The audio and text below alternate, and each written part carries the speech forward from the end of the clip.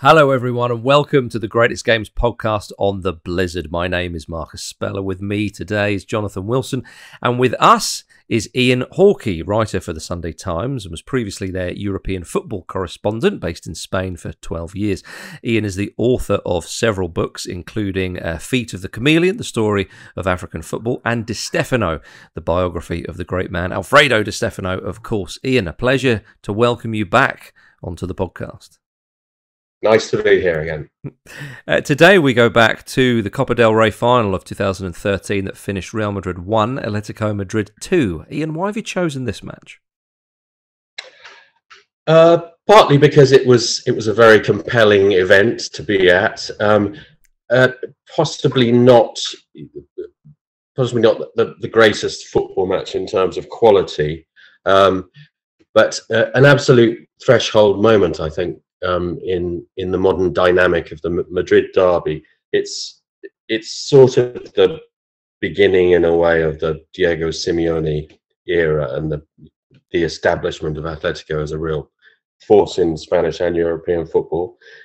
It's the last trophy at stake match of Jose Mourinho's era at Real Madrid, and I think in that final we saw an unravelling of quite a lot that had happened during the Mourinho era, which, you know, was a time of mixed fortunes and almost unbearable tension for most of it. And a lot of that poured out into this final. And it was a Madrid derby final at the Bernabeu, and Atletico's first victory over Real Madrid since the previous century, no less. So that meant an awful lot to Atletico fans, Atletico players, and I think the feeling of football in the city.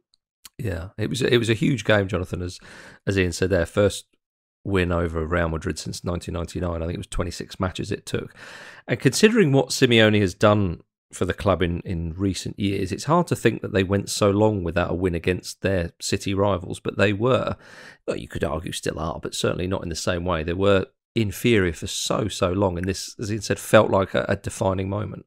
Yeah, and had, I think, a real complex about that, which I still don't think has entirely gone away. And I think certainly one of those European finals between the two, I think you really saw that. So, you know, Simeone beginning to challenge that, the end of Mourinho, but this sort of it sort of feels like the end of these sort of 5 great operatic years of Spanish football. When, I mean, I'm saying this from an English point of view, where I wasn't watching it sort of with the intensity and the detail that I would the Premier League. But for 5 years, the big Spanish games really seemed to matter. And you'd really make an effort to go to your way to watch any matchup of Barcelona, Real Madrid and Atletico. And I guess that spans from the beginning of Guardiola to the end of Mourinho. There's a time when everything in Spanish football is heightened, partly because of the charisma of and genius of the people involved, and partly because they seem to represent something more than just the clubs or more than just themselves, that there are philosophies and styles at stake. Mm. Yeah, Ian, you said that this was kind of the sort of the real kind of start, or without putting words in your mouth, it was certainly a moment that really kick-started Simeone and Atletico Madrid. Of course, they'd already won the Europa League under him, but this was his first full season in charge. And domestically, Atletico hadn't won anything since Simeone himself played for them as a player in the mid-90s. So it was quite a big achievement. I mean, what was the feeling like with Atletico Madrid? Yes, they'd won the Europa League. In fact, they'd won the Europa League twice in recent seasons, once under Quique Sanchez-Flores in 2010 and once under Simeone. But was the lack of domestic trophy since the mid-90s, was that a real monkey on the backs of Atletico Madrid? I say it was one of several monkeys on the back. Yeah. I mean, bear in mind that they had been in the second division at the turn of the century. I mean, interestingly, that last win over Real Madrid in 1999 was in the season that ended up being relegated, and they were in the second division. It was presented as, oh yes, this is a really very unfortunate blip. We'll be back again next year. They weren't. They were there for 2 seasons. I mean, and you know, it'd be hard to overemphasize how humiliating that was. You know, this is undoubtedly a club that has a right, an entitlement to be the third club in Spain, and they weren't. They were in the second division, and Valencia were at the same time reaching Champions League finals. You know, the loss of status of that was huge, and they were a bit of a laughing stock as well. You may remember the president, Jesus Gil, a career criminal. I don't think I'll be sued for saying that, because he'd been dead, in quite a lot of trouble with the law, and he is no longer with us. Yeah. We would say like then. And the debts were spectacular, and more pertinently for Simeone, the turnover of managers was notorious. It made Palermo look stable. You know, it was just absurd. Now this had got a little better, and Quique Sanchez Flores was a good manager, and obviously that was a serious landmark as well, winning the Europa League, sadly against Fulham. And then Simeone comes in, a very, very loved ex-player who'd been there twice in good times and not so good times. And it was mid-season as ever. There was a crisis. Relegation was a genuine possibility at the end of 2011 when he came in. Manzano had been dismissed, hadn't he, at this point? Gregorio Yeah. Manzano had been sacked. Simeone came in after and Jonathan will know more of the details on this, a mixed but fairly sort of fairly bitty career in management. He's done well in Argentina. He'd been in Italy briefly, but very much as nobody was saying, Simeone, this is the next great manager at that stage. And now we look back on this and we look at him and talk about him in the way that people almost talked about Ferguson or Wenger. This is an astonishing length of time for an elite manager. It's going to be 10 years in a few months' time. That's astonishing, especially in the context, as I say, of Atletico, trigger-happy Atletico Madrid. So yes, I mean that's just from his point of view and the impact. And back to what Jonathan was saying about the focus on Mourinho versus Guardiola and Barca Madrid at that time. Yes, it was an epic time. But I think part of what happened is Simeone has come in now and said, hang on, there's three of us here. There's also potentially, we can now say, there's another great manager in this mix, in this league, doing things his own way, defining his own style, rather than the way that we credit Mourinho and Guardiola doing so. So, let's place Simeone's Atletico perhaps not in that epic bracket, but pretty close, and that's how much of a change was happening around this final and from then on. Well, I think that point about it being a very distinctive style is very much his own. And I guess this is true of any sport, but it's much easier to relate to when you have people who have clearly defined characteristics. And him dressing in black, playing, for want of a better word, anti-football. But I think it is appropriate for him because the term anti-football was coined for Victoria Spinetto's Vélez. And his first youth coach at Vélez was Victoria Spinetto. And it was Spinetto who gave him the nickname Cholo, after a player that Spinetto had coached 30 years earlier. Yes. So he's right in that tradition of anti-football. And I think what's important people understand about that is anti-football changes its meaning. That when Vélez are playing it, and we're talking about the 1940s here, it doesn't mean cynicism. It doesn't mean taking pins on the pitch to stab people. It doesn't mean getting opponents getting their wives' gynecological records and using that against them, which it later does come to mean with Estudiantes and Bilardo particularly. It just means not relying on skill. It means actually working hard, keeping your shape, being defensively disciplined. And Vélez had to do that because they were a much smaller team. They were economically much weaker. And for Vélez to come second, as they did in 51, I think, was an incredible achievement because you had the big five in Argentina, and to break that was extremely difficult. As a Spinetto formulates a new way of playing in an Argentinian context. And those values are what are handed on to Simeone. And you can debate as to what Simeone's anti-football actually means, but it comes from that original sense of hard work, graft, suffering in the Spanish sense of the term, of doing it by industry and effort and determination and mental fortitude and resilience, rather than necessarily being the better players. Mm. And Ian, when Simeone arrived, you sort of hinted at it earlier, was there a lot of fanfare? Was there a lot of expectation? And was it a popular appointment? Yes, it was a popular appointment because he represented something, but he's always, even as a player, he got Atletico Madrid. So yes, he was liked for many of the qualities that Jonathan's just listed, being hardworking, never giving up, and I think sometimes it's possible to forget that Simeone was also a very, very skillful footballer. I certainly remember him from Lazio and Atletico Madrid being a box-to-box deluxe midfielder, who could do the right things at both ends of the field. Anyway, he was popular. What I would say that it was tempered with the accumulated cynicism of Atleti fans. That, yeah, great. How long's he going to last? Yeah. Are we just going to spoil this one now? But yeah, he was liked and immediately keyed into the fans, and again, as Jonathan was saying, started to quite subtly define his style. Now he wouldn't say anti-football, but he quite liked cultivating this image of I'm not going to follow fashions, and this is in the peak Guardiola Mourinho, so I'm not going to follow fashions. I like 4-4-2.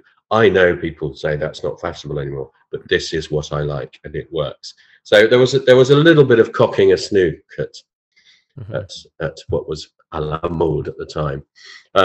He's since developed away from that. Yeah, but even the way he dresses, he's embracing the dark side, right? You don't dress entirely in black if you want to be the great popular figure who everybody loves. That's not what you're appealing to if you dress like that. He knows what he's doing with that. Yeah, it's so funny though when we go back to this time of Simeone, and as you say, we're not fashionable, we're not this. There's a bit of the sort of slight siege mentality and a bit of the outsider. I remember when they played Leicester City in the Champions League, seasons later, and he kind of compared them and said, "Oh well, our story's not too dissimilar to Leicester City's," and all this kind of thing. And then you fast forward a few years, and they accept an invitation into the European Super League. I mean, it's what you talk about Atletico Madrid from the shame of being relegated and a bit of a basket case of a club. Almost you just sort of push that right up the other end of the scale. With regards to winning trophies and leagues, and then, as I say, were invited to the European Super Cup. But that's to do with the Spanish context, though. Right? I mean, I think they're the 8th richest club in the world by revenue. They're an elite club now. Clearly, they weren't 8-9 years ago, but they're still a distance behind the big two. So they do still have that outsider quality. I mean, clearly they're not outsiders in the way Leicester were, but it's not a totally ridiculous identity for them to adopt. No, but it's very relative, though. It's relative, but it's relative to the context they're in. So. Well, they're always going to be the second team in Madrid, right? There's no way they can ever. I mean, maybe in 50 years, if they win 40 of the next 50 titles, they won't be the second team in Madrid. But barring that, they'll always be the scrappy working class underdogs, no matter how. Yeah, the fact they're backed by the state of Azerbaijan, so it's something that nobody ever seems to talk about. But. Yeah, true enough. I mean, as we say, in his first season, they won the Europa League, and then they finished 5th in the league. And in this season, well, even winning the Europa League, the fact they did it against Bielsa's Athletic, who had suddenly that around the turn of the year had exploded into life. Those two performances against Manchester United were absolutely incredible performances, and they were the popular favourites. And then they get smashed. I mean, I know they're exhausted by them. They get smashed 3-0 in Bucharest. It was a really sort of anticlimactic final because Atletico were just so much better. True. At the start of this season, of course, they won the Super Cup and they battered Chelsea 4-1 in the final. Falcao was excellent that day. And then they finished the league in 3rd position this season. They win the Cup. Ian, at this point, how long or how sort of far away, or indeed how near was it, the thought of genuinely challenging for the league title? Because, of course, after the season, they would go on and win the league. Yes, still a long way away. I mean, we're still in the era of ridiculous points totals, aren't we? Of Barca and Madrid, and absurd numbers of goals for Messi or Ronaldo. So, yeah, no, I think there would be a realism about that, which was really challenged the following season. That was a remarkable achievement to win the league the following season, keep their nerve in a very close title race, and break this duopoly, which they have now done twice in the last, whenever it is. 2013, 14, years,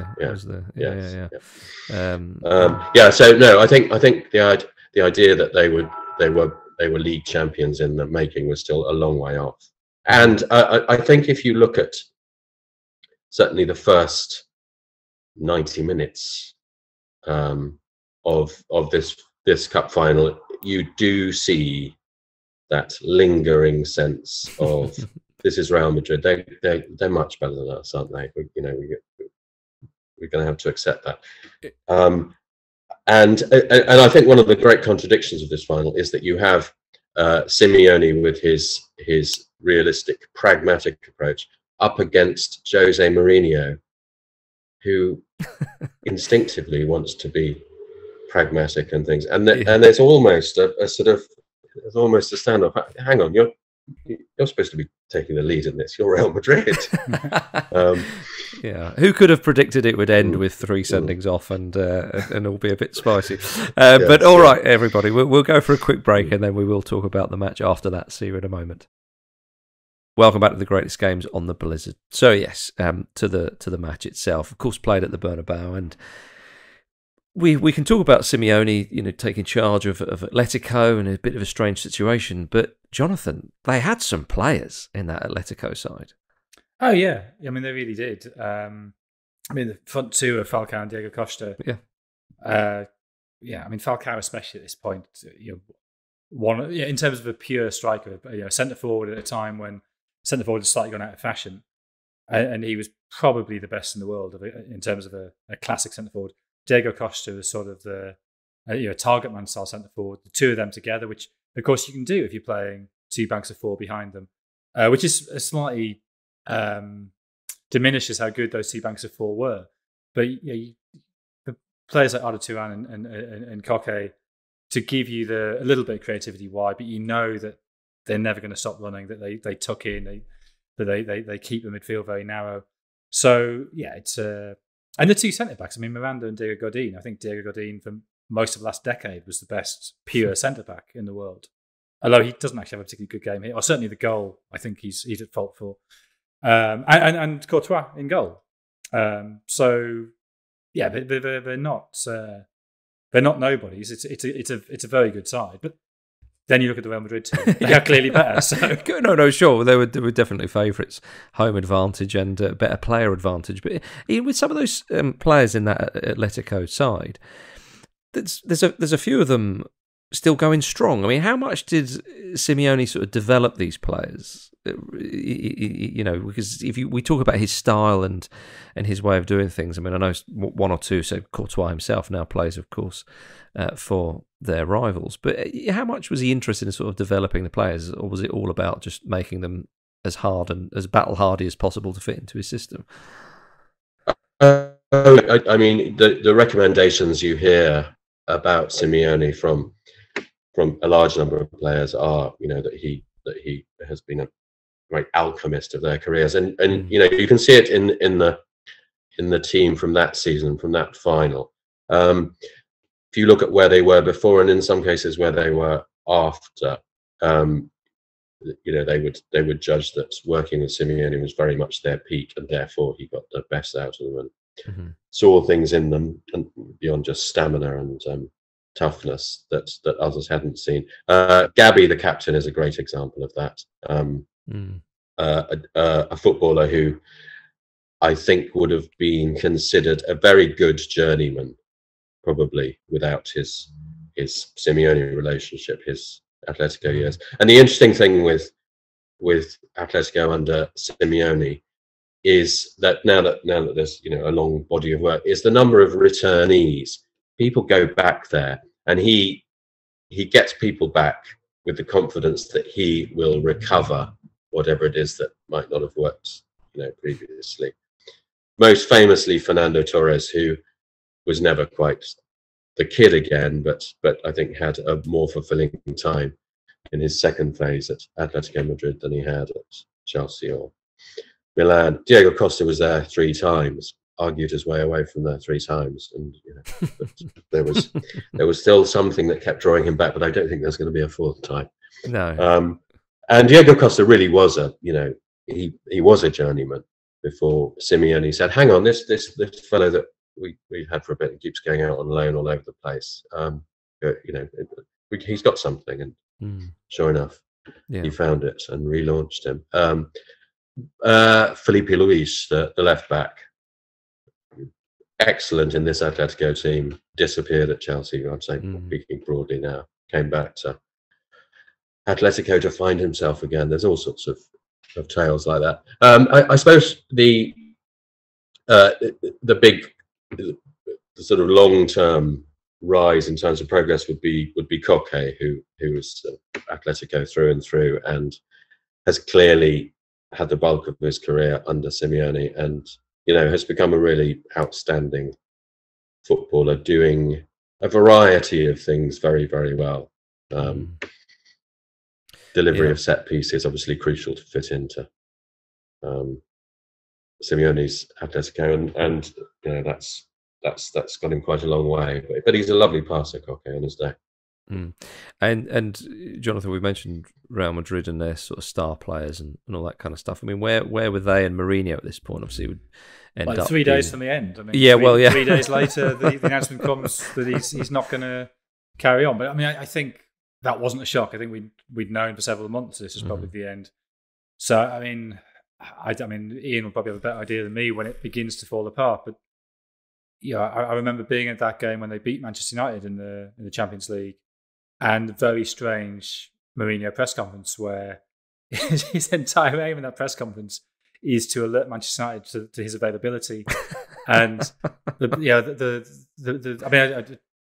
people don't remember the game. United were actually kind of pretty much in control. Then Nani gets sent off for a high foot, which is one of those decisions that could have gone either way, but it went against United, at which Real Madrid suddenly click and score twice, and Modric is brilliant for the last sort of 20 minutes of that game.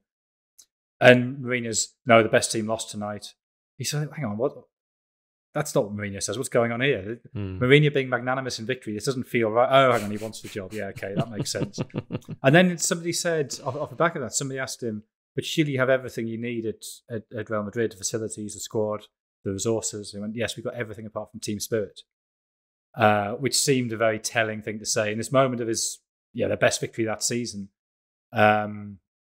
There were those stories in the December that Michael Essie's 30th birthday party, hardly anybody had turned up. Mourinho had been on radio saying, the squad's been undermined by 3 black sheep. He'd fallen out with the Casillas. He then got injured, but Diego Lopez plays in this game. And the story must have been earlier this month, a couple of weeks before this game, when he's getting ready for a league game against Malaga. And he goes to the Sheraton in Madrid, and suddenly he gets the news, sorry, Jose, but David Moyes has got the United job. And his absolute devastation, how can I, Jose, be passed over for him, David Moyes? It's fraying and falling apart in a classic Mourinho third season way. Yeah. And we saw that certainly towards the latter stages of this game. But the match starts, and it only took 14 minutes for the first goal. And Ronaldo heads in from a corner and jumps well above Diogo Godin, as you sort of hinted at earlier, Jonathan. But he didn't have a great game. But when that goal goes in, Ian, it feels like, oh, here we go. Real Madrid playing at home. They're only against Atletico Madrid. We've seen this play out. Like this and so that was his 55th goal of the season. So just the point that Ian was making, that this was still the era of ludicrous tallies. 55 in the season. Yeah, and Ian, there was a sort of inevitability about that of Real Madrid will now go on to swat aside their slightly irritating neighbours. Yes, that I must say that was certainly the assumption in the press box, and I think you started to see Atletico looking a bit hesitant after that. Now there was also, before this, there was a selection issue around Real Madrid. I mean, there's always a selection issue around Real Madrid, but this was very much a Mourinho defined selection decision. A couple of things which I wouldn't say hinted at, but broadcast the trouble behind the scenes. Pepe had been left out of the matchday squad entirely. He seemed to have been in trouble, not for something he did on the field, unusually for Pepe, but for something he'd said. He had come to the defence of Iker Casillas, whose row with the management at this stage was a constant backdrop to the end of the Mourinho era. So people thought that was Raúl Albiol had come in, who was really the fourth choice centre half. Varane was injured, and there Khedira was playing. Now there was criticism of this. Why do we need an extra defensive midfielder when we're only playing Atletico, who will just put 10 behind the ball and pump it long to Diego Costa and wait for Falcao to pick up the bits? So there was that, and once they'd taken the lead, this criticism came back. So why on earth are we not, going for the second and so on sufficiently? Which I suppose in the end allowed Atletico a way back into the contest. And it's those two players you mentioned who end up getting beaten by Falcao in the build to the goal. That he beats Raúl Albiol, he goes past Khedira, and he beats Raúl Albiol again, and then slips it to Diego Costa, who drills it back across goal in the bottom right-hand corner. So, I mean, great work from Falcao. Oh, it's really good. Marvelous. Yeah. I mean, you talked about the best centre forward of the era, which arguably he was. He was the best creative midfielder of the night at that point, wasn't he? I mean, it was a marvelous piece of, and Diego Costa got the ball played to him on the ground, which that's pretty much a one event a month. in that. I'm exaggerating slightly. Yeah. At least he didn't waste it though. He certainly looked like. Well, he took it beautifully, didn't he? He took it beautifully. It was. I mean, it was a marvelous partnership and a little twist on the way around it normally worked, which was Costa winning the ball, being rugged to set up Falcao, and this was the other way around, and very beautifully done. Yeah, very much so. But you then, before half time, I mean, Real Madrid would have probably felt that they should have gone in 2-1 ahead, because you have a moment where I think it was Ozil, passes to Sergio Ramos for some reason, is in the box in an attacking move. It's not a corner or a set piece or anything, and he's got his back to goal, options to pass, and kind of flicks it with a back heel, maybe trying to play it back to Ozil, and it tamely goes to Courtois, and then a minute later Ozil strikes the post. So despite Atletico equalising, Ian, it seemed to be a bit like, hang on, we're the bigger side here, and as I say, but I think the celebrations from Atletico when they go 1-1, and some of the celebrations from the bench, Simeone knew how important that goal was. Obviously, it's a cup final and you're 1-0 down, but to equalise before half time, so it wouldn't kind of linger on, it was quite a defiant sort of statement, I suppose. And as I say, when they're going at half time at 1-1, slightly fortuitous, would you say, that they went in? Oh yes, absolutely. I mean, the one statement that Mourinho makes afterwards, which was less confusing than his statements after the Manchester United game. I mean, he did say that you hit the post 3 times, then you probably think you should have won this final, and I think that's fair. They did hit the post 3 times, and I don't want to fast forward too much. There's an astonishing goal line clearance as well from Juan Fran. Yeah, I mean, well, there is. I mean, Jonathan, that's in the second half, about an hour gone, and it's. I mean, talk us through it. So it's a Ronaldo pullback to Benzema, who hits the post. The ball then comes back to Ozil, and I mean, it just looks like it's in, and then suddenly there's Juan Fran flying across goal, and the ball bounces clear, and I guess when that happens, you start to think, oh god, it's going to be one of those nights. Yeah. And this is where this is where I find myself running into the most fundamentalist stats wonks, that they would say, oh, you know, the XG, I have no idea what the XG was for this game. I'm sure Real Madrid had a much greater XG. But the part of the strength of Atletico is the fact that doesn't worry them. You know, they ride the punch and they come back for the next punch. And it's very easy for a team in that circumstance to just fold. And they don't. They go, okay, we got away with it. Doesn't matter. Forget it. Move on. And that I think is a quality of resilience that is not just luck. It's building on the luck. Yeah, it's using that in a positive way. But resilience still exists to be able to withstand a bit of a barrage and withstand a bit of a battering, and to be able to not get overwhelmed by the fact that the opposition's on top of you, but to sort of think, we're still in it, we're still here, keep going, keep doing the right things. And and then, you know, gradually the momentum shifts because Real Madrid start to think, we're just not going to score tonight. Yeah. I'm not going to score a second tonight. No, sure. I mean, yeah, Ronaldo, 7 minutes later, he hits a free kick very nicely under the wall. It comes back off the post. I think it's Essien who blazes the rebound over. And perhaps Cristiano Ronaldo getting a free kick almost on target. Extraordinary. Yeah, I know. Who would have thought? And he wasn't even playing for Portugal. But with all these chances, it hits the post and so on. As you say, it can start to make Atletico and their belief grow, and Real Madrid sort of diminish. And on 77 minutes, Mourinho gets sent off for sort of remonstrating with the referee, Ian, which suggests that his frustrations boiled over quite a lot. Too much, according to the referee. Yes. In fact, over the course of that game, he was relatively low-key. This was quite a striking sort of jack-in-the-box moment from Mourinho. And as usual, there's always confusion with managers being sent off, isn't there? Because there isn't the theatrics around it for the referee. And then suddenly he's not there, so he's off.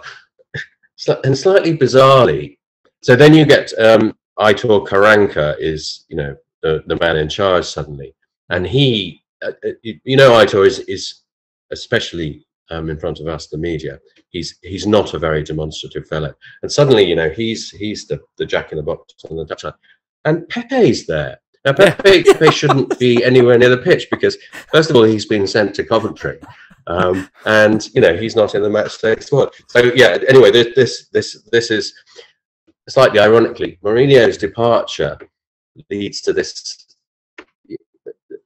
weird cast of very, very agitated people in the technical area who will go on certainly into extra time to have their moments of not glory but certainly great controversy. But yeah, so that's Mourinho gone, and the immediate reaction, given the circumstances, then was, oh, hang on, so if he gets a 2-match ban, this is his last ever game in charge of Real Madrid, isn't it? Because we know he's going to Chelsea, or we're pretty sure he's going to Chelsea. And there were 2 league games left after this. So, you know, I do remember there was some slightly frantic debate. In the end, his suspension only covered domestic knockout games in Spain. So presumably he could still be serving it when he comes back.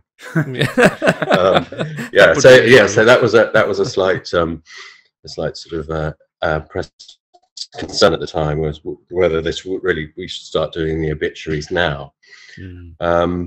But yeah, I mean, Mourinho's red card, there will be 14 yellow cards on the pitch.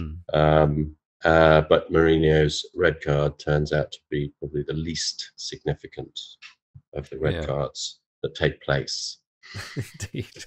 Well, we move into extra time then, and funny enough, the best chance of the first chance of extra time falls to Diego Costa, who kind of misses, and Lopez sort of saves quite calmly. But again, you can see the belief growing in Atletico, and then 97 minutes, we have the winning goal, Jonathan. Yeah. And of course, it's a header by centre-back. How else could they possibly win it? Cross to right, and Miranda gets across the near post, and nice little header. But it was sort of, if you were told with no knowledge of how the game went, Atletico win this in extra time, describe the goal, that's what you describe. You might go Godin rather than Miranda, but you definitely are one of the two. And so, yeah, suddenly they've got 23 minutes to hold out.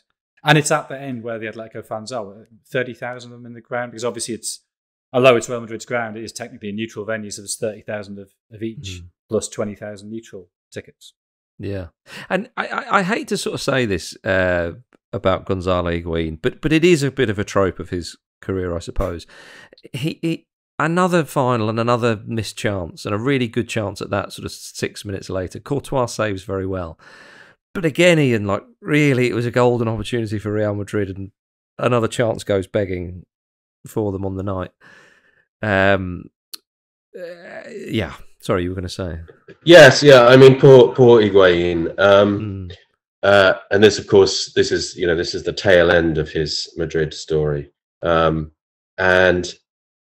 Benzema started the game, which is, that's very much now how the hierarchy is at this stage, having been the other way around when Mourinho first came. Higuain above Benzema. Now it's Benzema, and so Higuain comes on to win the game, and yes, he gets his good chance. He's up against a very, very good goalkeeper at this stage. Yeah. I mean, Courtois is as much the hero of that extra time as Miranda is. But back to Jonathan about the crowd. It was. I mean, this is part of the joy of these cup finals at the Bernabeu, and I've been to two very memorable ones, both of which Madrid lost. It just changes it completely, And when Miranda scored that goal, the Atleti fans, it really was. I will remember that forever. Just the sheer joy. They really felt it now. They felt it. They knew exactly where they were. Everything came together for them. Yeah. It was a marvelous noise, and the players felt it really strongly. Yeah, because in my memory, before kind of rewatching this game for this, I thought that Miranda scored. I actually thought he scored a little bit later, and then Atletico kind of held out sort of reasonably comfortably, Jonathan. But Higuain misses that chance. Courtois saves well, and then the save from Ozil that Courtois makes. I mean, he was as important as anybody for Atletico on that day. It's an absolutely remarkable save. And as Ian said, he was one of the best keepers, certainly young keepers at the time. Yeah, and it sort of... I don't know whether this is sort of been filed in my head as a great defensive performance because of the final result. Yeah. Which is always a danger, because you sort of think of the Champions League final in Lisbon when Atletico were 1-0 up for, I don't know how long, but ages, or an hour? 84 minutes even. Didn't more than that, yeah. And then they conceded the last minute. And if that last minute goal hadn't gone in, if Ramos hadn't scored that last minute header, would we have called that a sort of Simeone masterclass of defending? Maybe we would, I don't know. And I'm always sort of very uneasy about taking the result and working backwards. So I think this is it's not a great defensive performance from Atletico, but it is a great performance of resilience and resistance. And those can be two slightly different things. And yeah, they get away with it, essentially, in that last sort of 20 minutes of extra time. That Courtois makes one exceptional save and one very good save. Then again, if you're giving chances to Higuain in a final, is that really a chance? Maybe not. Oh, poor Gonzalo. I genuinely feel really sorry for him. I really like him as a player, and nobody ever talks about the fact that he gets kicked in the head by Manuel Neuer in the 2014 World Cup final, and Neuer should have been sent off for it. But that's just sort of, it's like we've already got our German goalkeeper villain, and there's no room on the Tony Schumacher shelf for Manuel Neuer to join him, but he really should have done. Yeah, if Gonzalo Higuain can score goals for Inter Miami under Phil Neville, he's obviously a quality centre forward, and it doesn't matter what's going on around him. Well, can he? I mean, he's not scoring many. Oh, yeah, he has scored a few. Bless him. But the other thing here about his move to Real Madrid is really dodgy. Yes, it is. The curious little stopover in Switzerland on the way. I mean, that's never really been explained. But anyway, that's and perhaps this is not the podcast to do it. But yeah. And then after that great save from Ozil, Cristiano Ronaldo gets sent off for a sort of perceived kick in the face on Gabi, who went in hard on Ronaldo. And Ronaldo, predictably, had received a few sort of tasty challenges all evening, Ian, but he reacted to that one, and the Atletico Madrid bench and Gabby's reaction ensured that he would get a red card for that. Yes, I would confidently say that had VAR been in existence, Cristiano Ronaldo would not have been sent off. I would also say Gabby probably not a guy to try and, well, first of all, to pick a fight with, but also to pick a fight in which I'm going to try and be the more cunning person in that. I think Gabby's a very worldly sort of skipper. But yeah, I don't think there was any contact. I mean, Cristiano's foot shouldn't have been there, should it? But the law says it's an offence to kick or attempt to kick an opponent. Well, so maybe he would have been out towards his face. Yeah, that I think is legitimately, you can see it as an attempt to kick. Yeah. Well, without VAR, as I say, I think the Atletico bench needed to highlight this to the referee, that there was indeed an attempt to kick at least, and it was a job well done. Yeah, their luck at that stage, wanting to highlight this, was that Diego Costa was now very much among the technical staff, having been substituted. Now, was that a tactical switch? Because they'd seen Pepe had been brought in on their bench, so we thought we might have to take Diego. It looked like, yeah. I mean, hey, listen, they've got their tough Hispano-Brazilian down. Let's get ours on. But yeah, I mean, it was brilliant handbags, wasn't it? Oh yeah, good television. So you couldn't quite see from well, certainly the camera angle on Spanish TV, who Diego Costa was shoving, stroke, punching.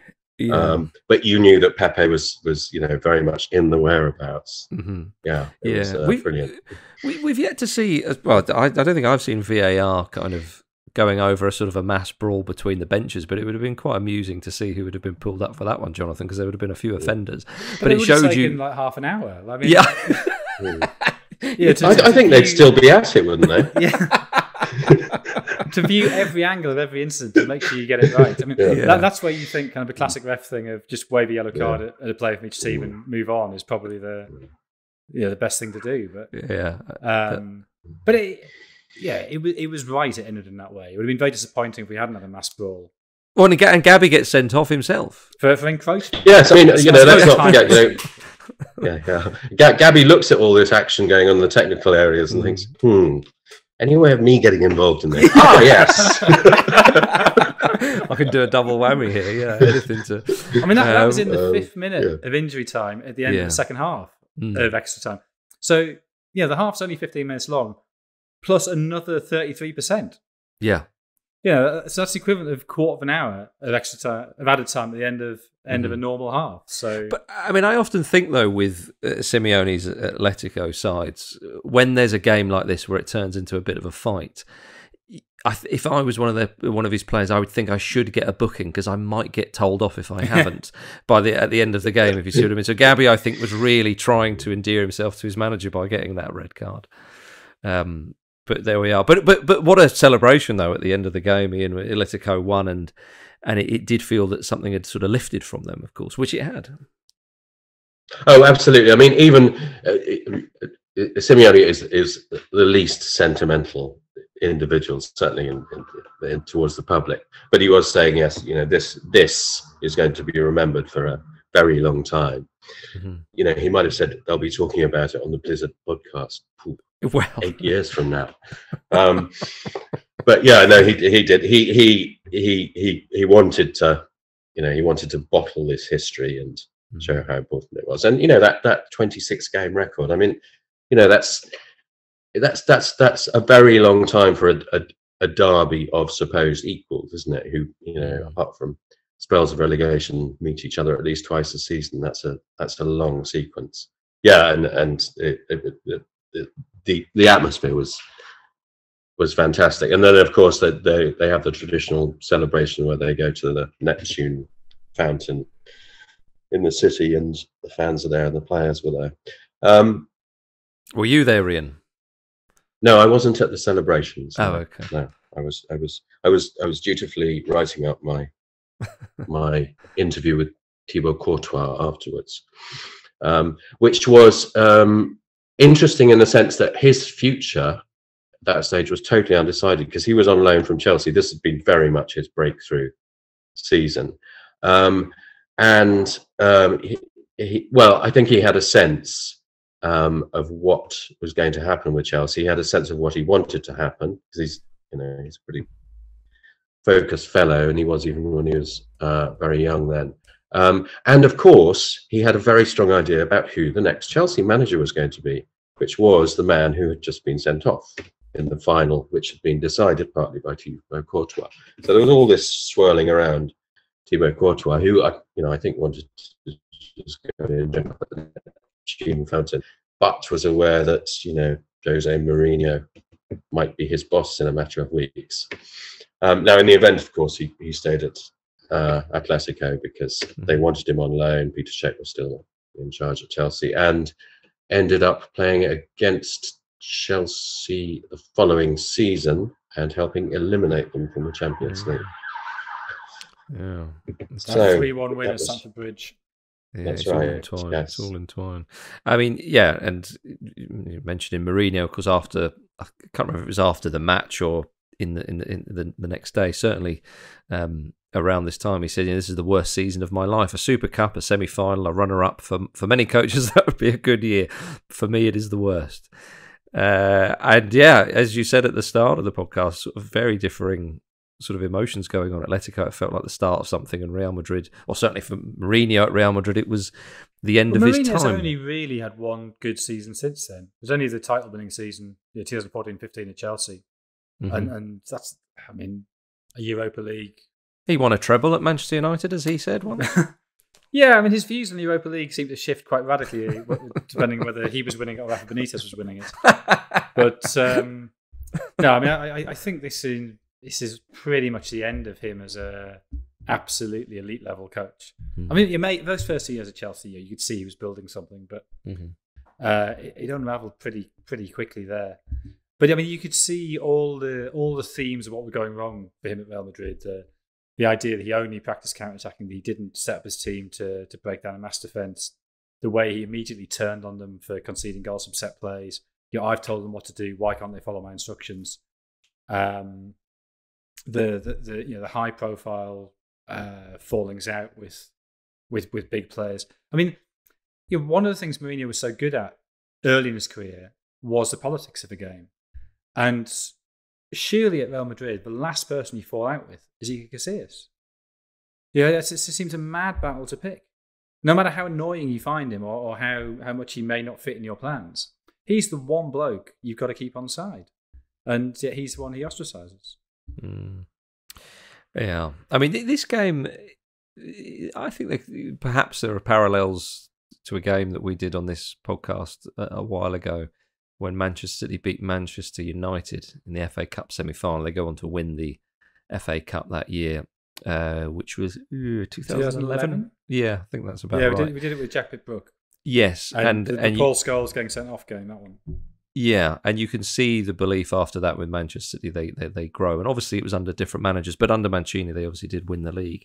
And again, what you were saying at the start of this podcast, Ian, was that Atletico Madrid, yes, they'd won the Europa League, but they'd got this win under him against Real Madrid, and then the following season they go on and win the league, which is, I would suggest, for my money, his best achievement. I know they've won the league since, and Champions League finals and all that kind of stuff. But again, after they won this final, what was the mood like? Was it just sheer jubilation, or was there a glance to the future, thinking, well, hang on, we could go and do something? Or as an Atletico Madrid fan, it's very much live in the moment, because that moment will be taken away from you in the next moment? Well, it certainly felt like a breakthrough, and that there was something special being built. At the same time, there was the realization that they at that stage were nowhere near being a super club in the sense that they still had to be a selling club to a certain extent. So Falcao was off. Now that was a big gap. David Villa came in, which was a different sort of replacement, and probably, with all due respect to David Villa, at that stage in his career, not quite the right thing to replace Falcao. And of course, you know that there's a new relationship with Real Madrid. I think that's what this final does. But it's not a revolution. There's 2 Champions League finals in the next 3 years. Both of them lost pretty agonizingly. You know, the lead lost in the last minute before extra time, and quite a brawl at the end of that one as well, actually, in Lisbon, and then the penalties in Milan. So while things do certainly even up domestically, and winning the league in 2014 is a massive statement about that, you sort of get this lingering thing that the jinx is still there, and it hurts us in Europe, because there was a knockout stage meeting as well, wasn't there, in that phase. But it does keep building. Atletico held off Real Madrid to win the league 3 months ago, and that was tight. You know, that was tight. There was those old phobias started being repeated again. Atletico had that huge lead mid-season. Real Madrid started catching up. Atletico had a few wobbles, and in the end, it went down to the final afternoon. And you know, as those wobbles were happening, those phobias came back very quickly for Atleti fans. You know, you need several generations to extinguish those old ghosts. Ian, it's been a pleasure talking to you about this one. Thanks very much for coming on the pod, as always. Pleasure, Marcus.